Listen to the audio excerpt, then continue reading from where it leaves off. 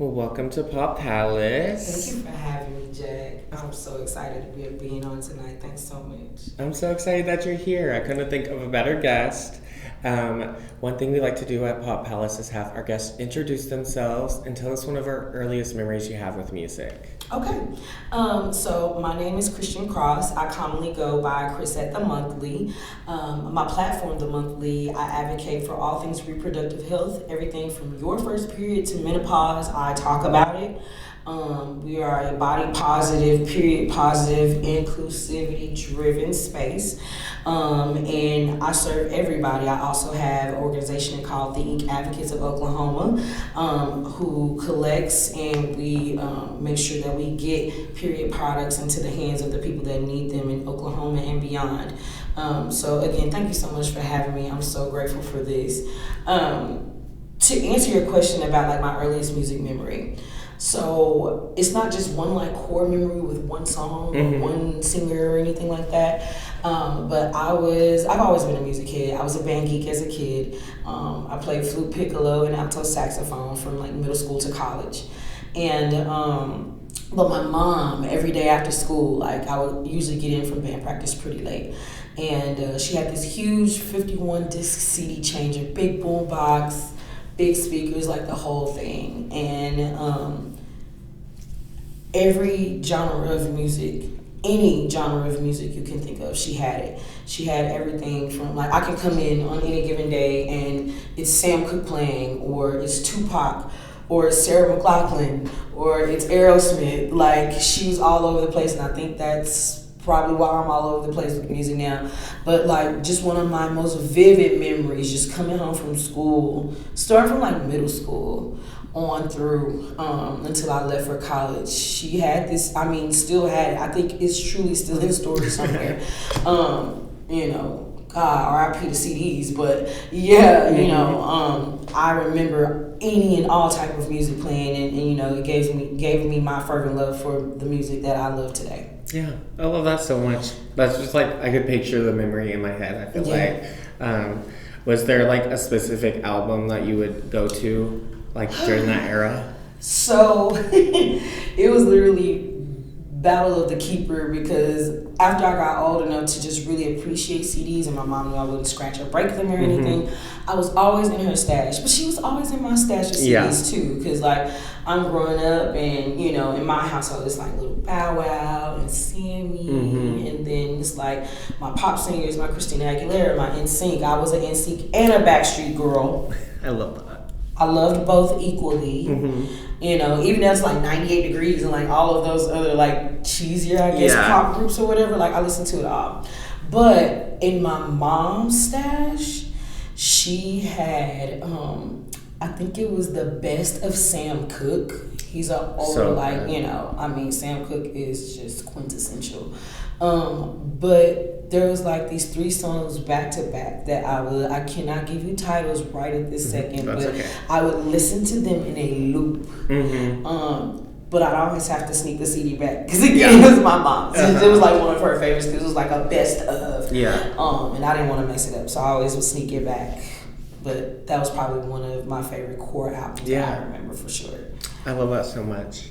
Well, I couldn't think of a better person to be on Pop Palace today. I feel like our missions go hand in hand really well together, since Pop Palace focuses on women and queer people, mostly who deal with period problems and period issues.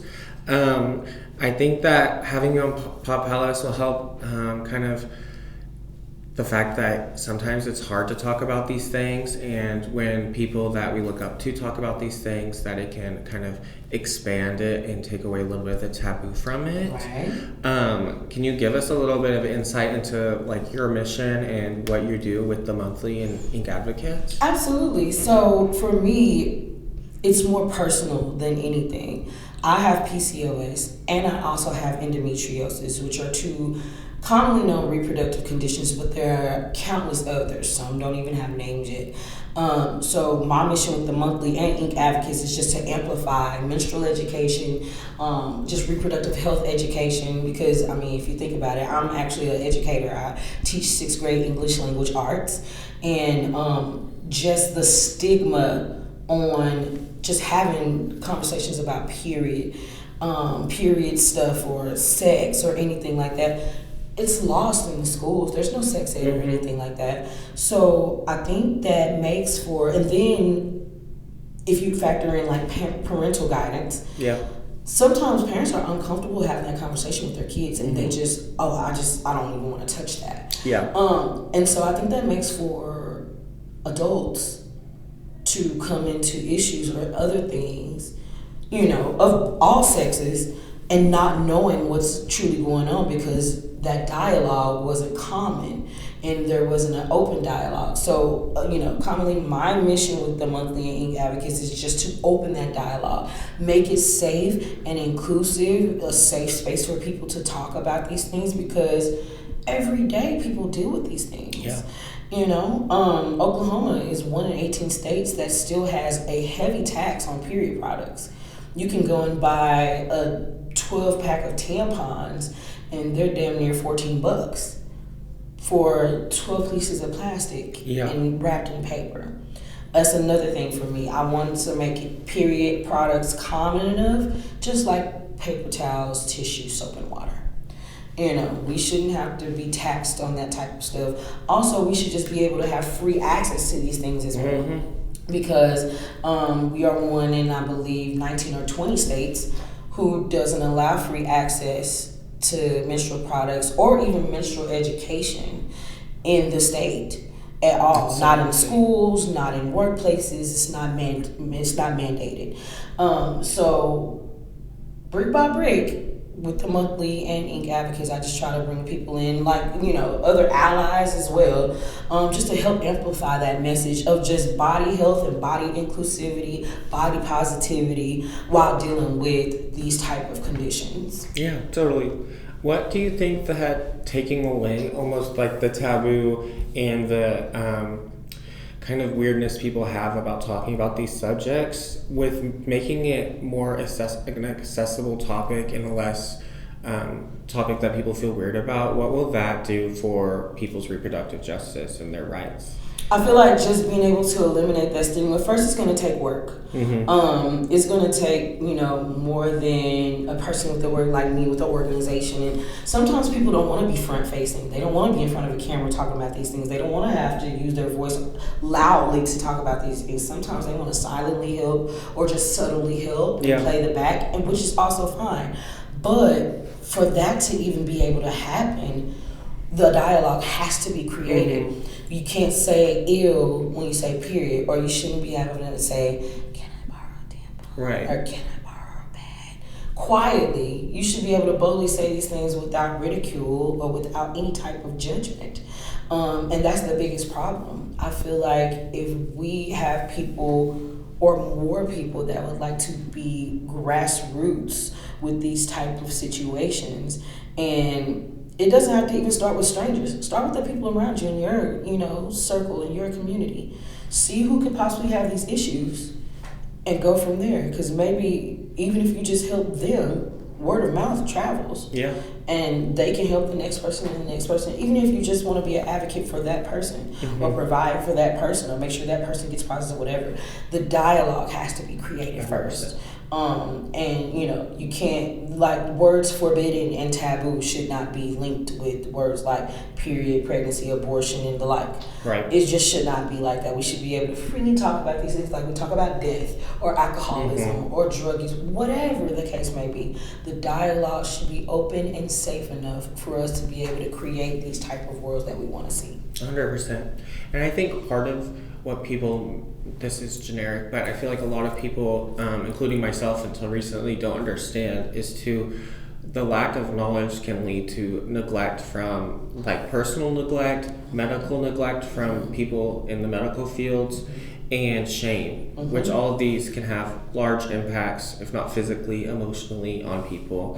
And I think that's a huge reason that we need to get rid of the stigma and be able to talk about things openly, is because even if it's not personally affecting your, like, physical health, it can affect your mental health. It can affect every aspect of your life. When or someone you love. Yeah, or somebody you love. When it doesn't necessarily have to, by keeping it like quiet Under and wraps. being shameful. Absolutely. Absolutely. Just to piggyback what you said about leading to like things like medical negligence and stuff like that, and misdiagnosis and misinformation. Sometimes people are being looked at because of their sex or color or gender, and are purposefully being misdiagnosed or purposefully being given the wrong information about something that could potentially go wrong. And I think that is another reason why we should be in allyship and community, as far as even if we don't personally experience these type of issues, advocate for somebody that does, because not everybody that looks like each other or whatever is being treated fairly in these arenas and these type of facilities. And so I feel like it's really important for, again, people to be in community. Also, to add to that, I also feel like there's sometimes when us as your family member or your best friend or your coworker or whatnot tries to tell you or tries to give you, some type of insight or advice, sometimes people don't really listen. But, and just, in correlation with what you talk about here on Pop Palace, if you hear your favorite singer,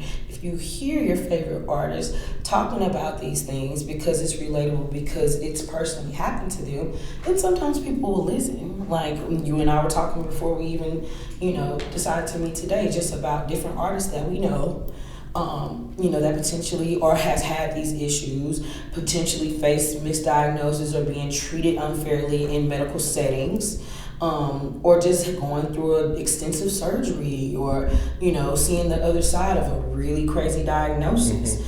Housing is one of them. R&B singer Monica is another. Olivia Rodrigo, she's another one. I believe her name is Anita, Anitt. She's another. Michelle Williams of Destiny's Child, she's another artist that I know that deals with these type of issues or has dealt with these type of issues and are advocates in their spaces about these things, because just like you said earlier, it's not amplified enough and the stigma is heavy. Very. And I think part of it, this kind of goes back to like why I created Pop Palace in the first place, was based on a conversation I had at school when we were talking about people, icons of the music industry, and we were having a conversation based on like who, quote unquote, would be more famous or had more influence. And it was like Michael Jackson, Paul McCartney, Mick Jagger, Madonna. And I noticed that all of the attitude towards the female singers and the women singers were very much different than the attitudes they had towards the males in the spotlight. And I know that this is for like massively famous people, but it does all come down to the same culture for like normal people too. And people were like, I had classmates talking about how Madonna was too old to continue doing music, while Mick Jagger is older than her, taking his shirt off and like stripping on stage, and they had nothing to say about that. And so I think a lot of the culture around women is seen as, we have like preconceived notion of how they should act and how they should behave, when we don't have that same standard for men or male identifying people. I definitely agree with that. Because it's like, oh, you can't be too loud, or you can't be mad, or you can't do this, but a man can go right in and do all 6 of the things and not even be touched. There is a stigma in just even like, it comes down even to like pay, between different genders and sexes, and it's not fair to classify people differently when they can both do the same type of job or execute the same type of thing. And I believe women constantly get, over sexualized in media. I feel like there has to be like a give and take for a woman to be in a higher position in their company, or just be able to achieve a feat. An athlete doing something better than a male athlete. All of these things come into play, and I totally agree with you on that. To kind of piggyback off of too is another, going back to Madonna, she's my idol, so I reference her often, but the way that they expect women in power, not even just women in power, but women in general, to be these sex symbols that hold this fantasy for men that the men just automatically assume is for them, when half the time it's not, more than half.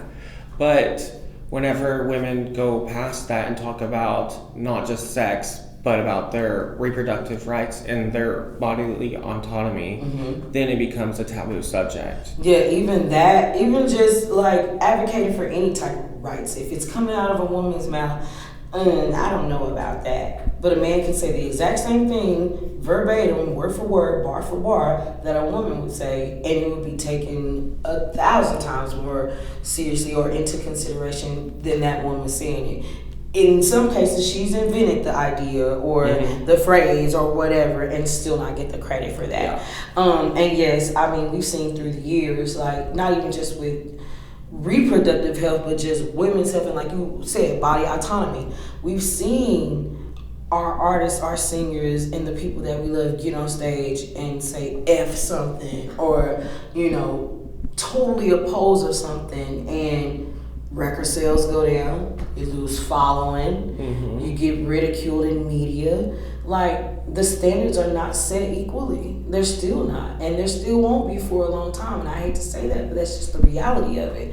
But it takes us, the rebels, like Billie Eilish, Miss Girl, Billie, I'm telling you, I just recently saw her. I had to go table a Inkk Advocates event at her Tulsa stop for the Hit Me Hard and Soft tour. When I tell you, Miss Billie Eilish, girl, if you ever hear this, you gotta know, you are the advocate of advocates. She will get in front of a mic, in front of a camera, in front of whoever, and say just what she needs to say, and unapologetically, with no remorse. And I love that about her. And it's so many. Sabrina Carpenter. Oh, Miss Girl, if you ever hear this, I'm telling you, they are like, these kids are the rebels. They are the rebels. They are the uprising for real. And more of that is all I'm saying. More of it, because they're doing it unapologetically, and they're knocking down every tree, glass, wall, everything in front of them to get out what needs to be said. 100%. And I think that, like, personally, I see pop stars and pop idols, specifically women who I look up to, as like real life superheroes, because there are these superheroes in like movies and film that people can look up to and like attach attributes that they have and kind of recognize that within themselves. But these pop stars are doing it in the real life. And then they're telling their fans who adore them and are obsessed with them, who will listen to them, about how things aren't right and how this isn't how things should be, and teaching them bodily autonomy. Like Billie Eilish is very much on that. When I saw Billie a few years ago, she stopped her whole show to talk about abortion rights in Texas when she was in Texas. And I don't know, I think it's so fascinating and so wonderful about how people's idols can do the work and it will trickle down to their fans, and people will understand the message when it's coming from someone like so high up and such on a big pedestal. That word of mouth, it travels, it really does. And while we're on the subject of Texas really quick, shame on you, Texas, for going ahead and passing HB 7, which is the bill that takes away access to abortion meds.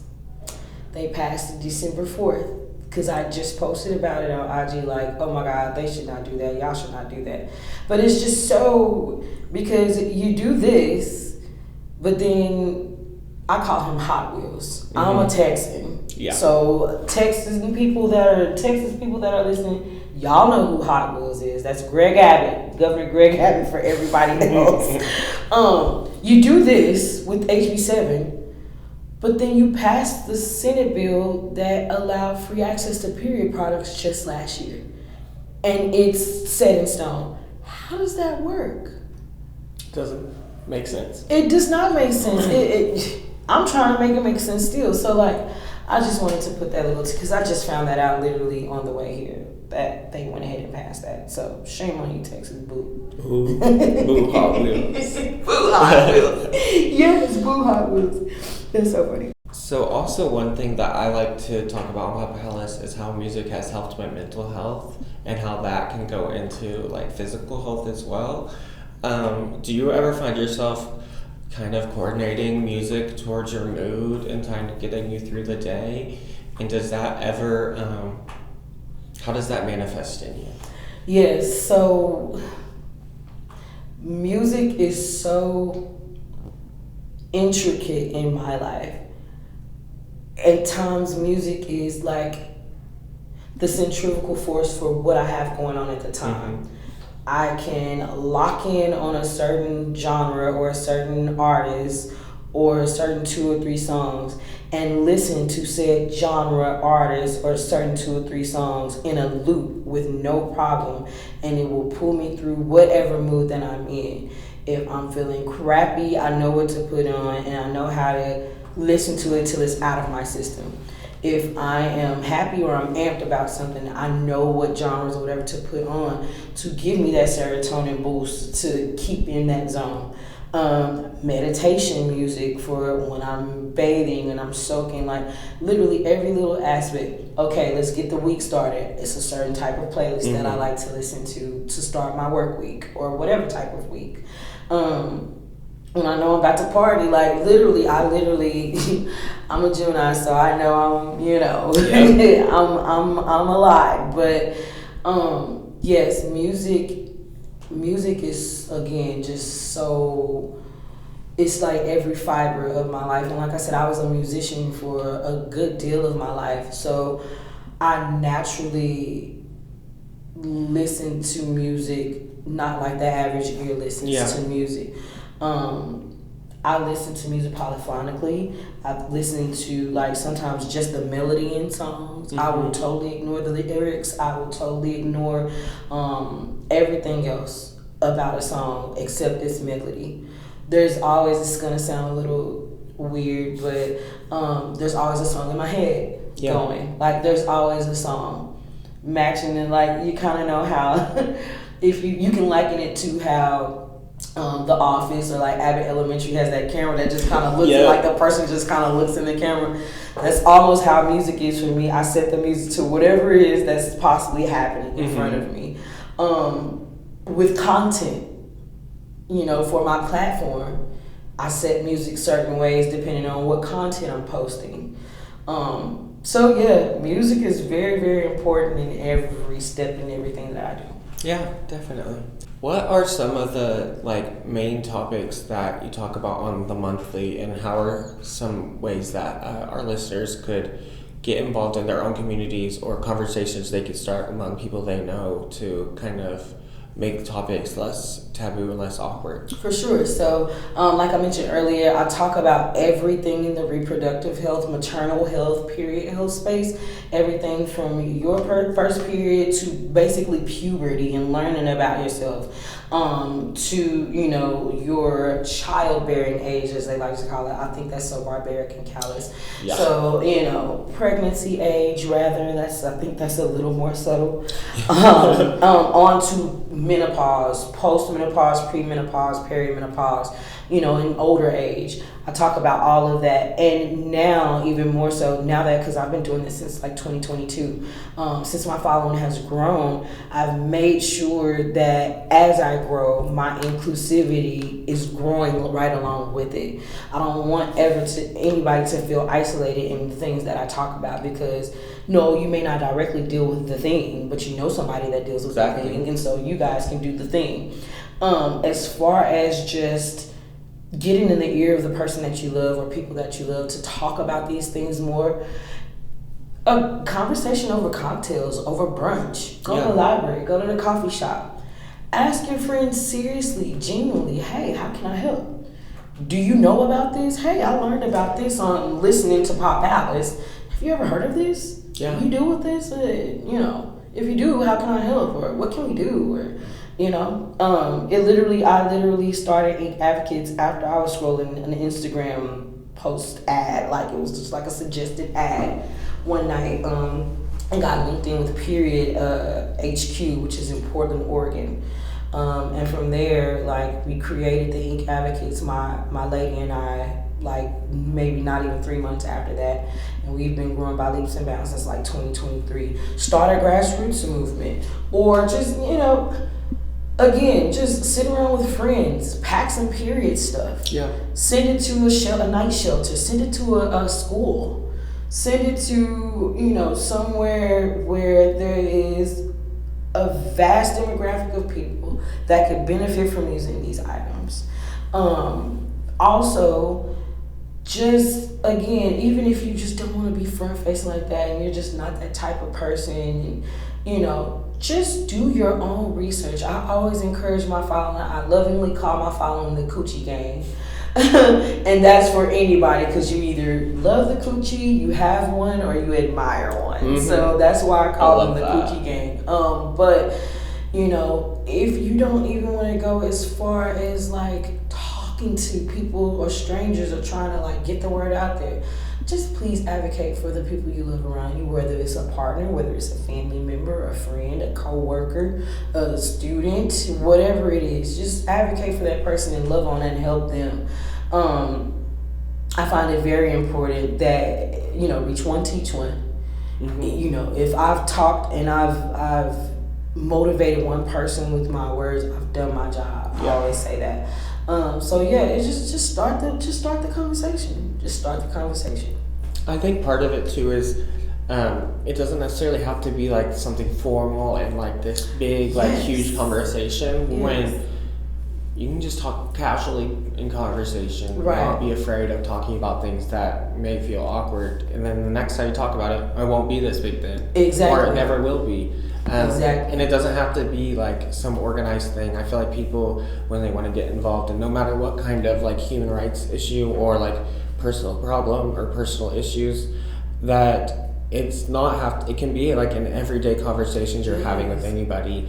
And part of what you were saying too is educating yourself on, even if you don't feel like you could be that frontward facing person that's having the conversations, educating yourself is going to be just as important, because if you don't know what's going on, there's nothing you can do about it. Correct. And I think that's where the heaviness of the stigma comes from, the not talking about it, or like you said, feeling like it's just this formal thing, or we just need to set this type of talk. I gotta talk to you about. No, it does not have to be like that. Like I said, have a conversation over drinks, while you're at the party at the house, with the friends, or talk over mimosas. Hell, I don't care. But make it an everyday, neighborly, calm, regular conversation. 100%.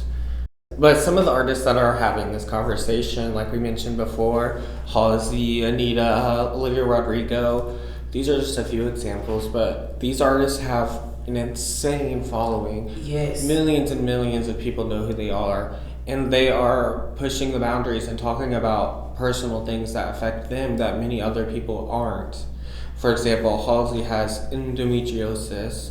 She has a few chronic illnesses, and she's never been afraid to be open and honest about that. Right. And I think a lot of people don't understand the bigger picture behind that. It's not just her showing her life, but there could be some random person in Oklahoma City who's dealing with the same exact thing as Halsey, and her reading this one Instagram post could change their entire life. Yes. And I think that is why I'm obsessed with pop music personally. Right. But that's the power that women have, specifically pop women. I don't know, it just fills me with so much, appreciation for them, because no matter, even if it's just one Instagram post and help this one stranger that you never know, it could change their life completely just by having these conversations. Right, and that's the inclusivity, right? That is that person taking their big, huge platform and making sure that love is spread to every single person that they know that loves them, even if they can't physically reach out and touch them and tell them and sit face to face with them and have the conversation, knowing this one, because sometimes it doesn't even take that. It takes that fan or that person seeing that post, and it's like, well, damn, she's going through exactly what I'm going through. I've gone through this too.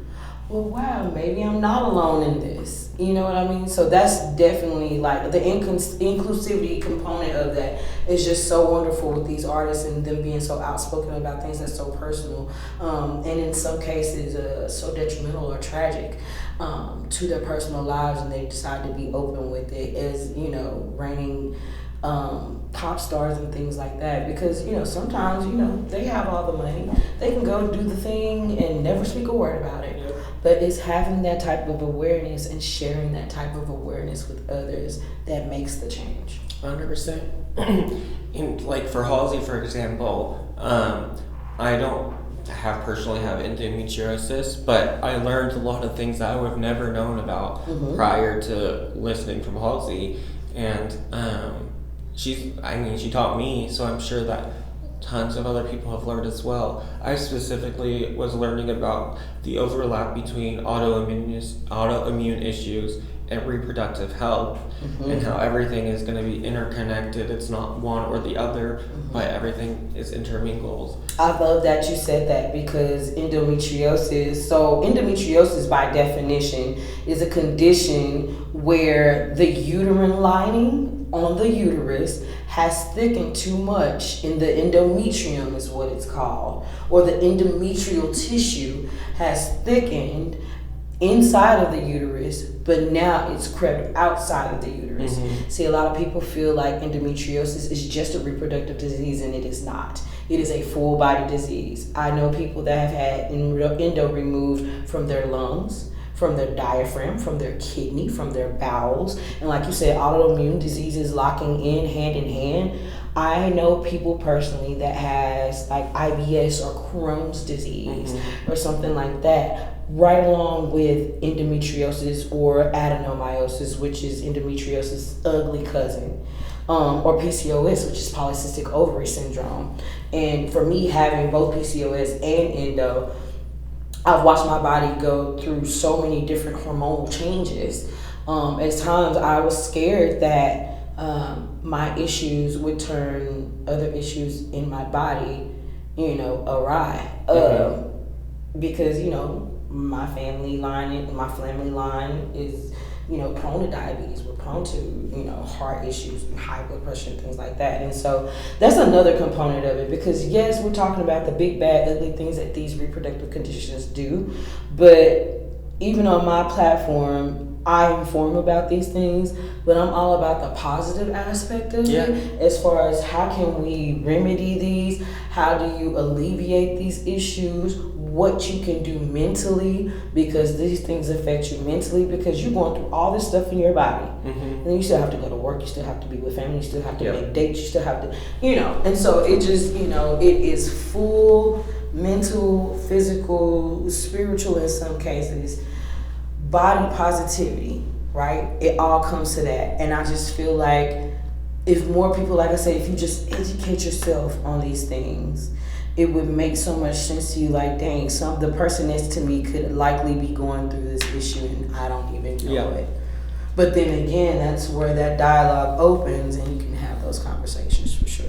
I think too, also, a lot of empathy goes a long way. Oh, yes. Just even if you don't deal with specific issues, not even in this sector of the world, but like, if you take the time to learn about something that other people are dealing with, even that can be like a huge comfort to some people. Right. So you're even aware that that's happening. And I don't know why you wouldn't want to be aware of how other people's lives work either. Oh, for sure, yes. I totally agree with that. So what would be some good resources people could do that are looking to educate themselves on endometriosis or just overall period health and anything in that realm? Okay, so you can follow me. I am at ThaMonthly, ThaMonthly, on all platforms. If you are looking for resources like just how to understand what's going wrong if something is going wrong with your body, if you have concerns about pregnancy or your personal pregnancy, if you just want to know more about the human rights aspect of it and how to change things in your area of the world, I talk about all of those things and more. My organization, the Inkk Advocates of Oklahoma. If you would like to donate period products, we accept period products year round. And we also can distribute these to, if you're a church, if you're an organization, if you're just a regular person and you DM us and you feel like you need anything as far as menstrual health, menstrual education, or products, we can help you. We are at inkk.advocates on Instagram as well. We're just on Instagram there. Beauty and the PCOS is another account that I love to follow. And she talks about all things PCOS. And how, you can, work through those types of things, or help someone that you love work through those types of things. And even if you just DM me, I can, and if I'm not providing the information that you're looking for, I can gladly look up and get you to the person that you're looking for. I've met so many people, it's just so crazy in this space, that have been able to just, again, enlighten me, because one of my mantras about my platform is I'm educating others while I'm educating myself, because I don't know everything. I don't have every condition. I don't have every experience. And so, I love having people on the platform, or people that could contribute to the platform with these type of issues. But yeah, those are a couple there. And again, look, one quick Google search will give you, like, if you specifically put in reproductive health platforms or anything like that, a lot of stuff will come up for you. Awesome. I do have one last question that we ask everybody on Pop Palace. I know this one's a little bit of a different interview than normal, but I'm still going to ask the same question. Please do. So, going off the palace theme of Pop Palace, imagine yourself, you're in the royal throne, you're the queen of the palace, and you have 2 to 3 musical influencers or idols surrounding you. Who would they be? And then, since for you it doesn't have to be music, you could do, if you have like any idols in like health, or any idols that you just look up to in general, you can add them as well. Ooh, that's a really good question. Oh, it's gonna be so hard to pick 3. I also like to preface to mine change like monthly or weekly, so it's not set in stone. Okay, so just, like, fair enough. Okay, for tonight. For right now, okay, I can definitely do that. Because I get a lot of pressure. I don't have to overthink it. Right. Yeah. I was like, oh, this is gonna be super hard. So like right now, if I could just have three idols in front of me. No, it's gonna sound cliche to most, but Beyonce, she gotta come. Yep. Her prowess, her musical prowess, her philanthropic prowess, her human advocacy prowess, like all around. Like, I admire how she works, her work ethic, all of that. I love that about her. I love it all about her. So she has to be one. You can't go wrong with Beyonce. You can't. You can never go wrong with B. You can never go wrong with B. James Baldwin. Okay. Because I'm scared to read a lot of his works, but I know that I need to fully understand him fully. I've read some of his works, but I would have him because I like to think of myself as a logophile, a lover of words. And I know that just guiding with, what I personally do or trying to do as far as public speaking, like, I feel like he would be like my compass with that. James Baldwin's a very powerful writer, and in the time that he was writing in like early civil rights and things like that, I know he would have an insight to life because of lived experience and things like that could carry me through. And this is gonna sound like off, because again, it's not another like musical artist, but it is somebody that I admired since childhood, and when he passed away, I was not okay. Kobe Bryant of the Los Angeles Lakers. I was a fan, and when he was number 8 and he was number 24, and just his lock-in vibe when he's locked into, whether he was playing in an Olympic game whether he was playing in a championship or a regular season game, he was always locked all the way in. He didn't care if the other person on the other side of that ball was a friend or foe. Outside of playing basketball, he is going to mow you down, and he is going to run his points up, and he's going to do whatever he has to do to get through what's in front of him, which is that obstacle. So yeah, those will probably be my 3 for right now. I love it. Yes. Well, thank you so much for joining us. I know all of our listeners are going to be so excited to hear from you. I hope so. Thank you, listeners, for having me. I'm so excited. Thank you, Jack, for having me. Is there any last things you want to say before we go? Man, more love. This world is so cruel. We wake up every day, whether we see it on socials, whether we look at actual news, or whether it's happening right in front of us. The world is not okay. And I just want everybody to understand that just because the world is not okay doesn't mean you don't have to be okay. In your own little world, even if it's you standing in your book nook in your house and looking out the window with a cup of tea, if that is your solace, let that be your solace. If it's you bed rotting and rubbing your feet together for 6 days straight, taking a mental health day from work, giving the kids to the babysitter or a babysitter or something to go and decompress, shutting the world out for a little bit to regroup your mind and your well-being. Whatever you consider your solace that is positive and is good and is just and it's healthy for you, I will say in that context, make sure you do it. Do not be a slave to your 9 to 5. Do not be a slave just to, again, life's woes and ebbs and flows. Continue to treat yourself. And it doesn't always have to be materialistic. It can literally be you standing in the shower for an hour and a half listening to an audiobook. Yeah. You know, it can be literally as simple as that. But love on yourself and be kind to yourself. Yep. I always like to remember the quote that the best resistance is joy. Yes. Absolutely that. Precisely that. Yeah. Well, thank you so much. This was so wonderful. It's been my pleasure. Thank you so much.